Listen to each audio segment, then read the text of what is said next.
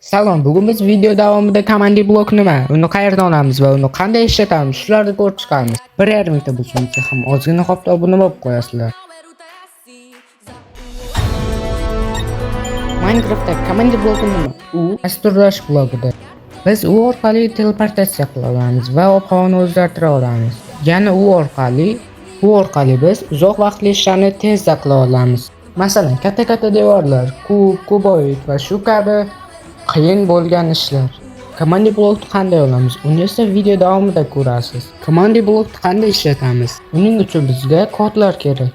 Kodlarni qayerdan olaman desangiz, ularni ChatGPT, Gemini va shu kabi sun'iy intellektlardan yozsangiz chiqarib beradi. Agar siz obuna bo'lgan bo'lsangiz, biz videoni boshladik.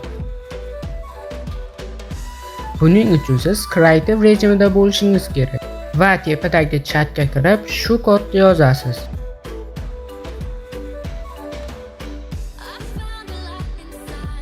Ko'rganingizdek kodni yozgandan keyin Command Block qo'lingizda paydo bo'ladi.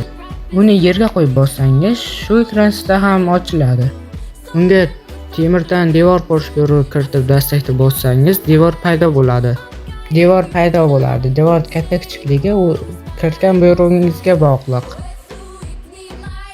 Agar biz bu buyruqni kiritib dastakni bossak, bizda katta kuboid paydo bo'ladi. Boya aytgandek, bu kodlarni siz ChatGPT, Gemini va shu kabi sun'iy intellektlardan olishingiz mumkin. Ko'rganingizdek, bu kuboidning ichi to'la temir. Agarda siz bunda uy yoki qal'a qurmoqchi bo'lsangiz, ichini bo'shatishingiz kerak. Buning uchun bizga bu kodlar kerak.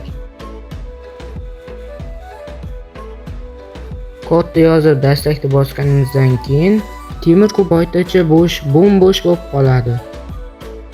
Agar siz qal'angizda temirdan emas, olmosdan qurmoqchi bo'lsangiz, bu kodlarni yozsangiz, olmos kuboid paydo bo'ladi. Uni ichini ham bo'sh qilmoqchi bo'lsangiz, bu kodlarni yozsangiz, ichi bo'sh bo'ladi.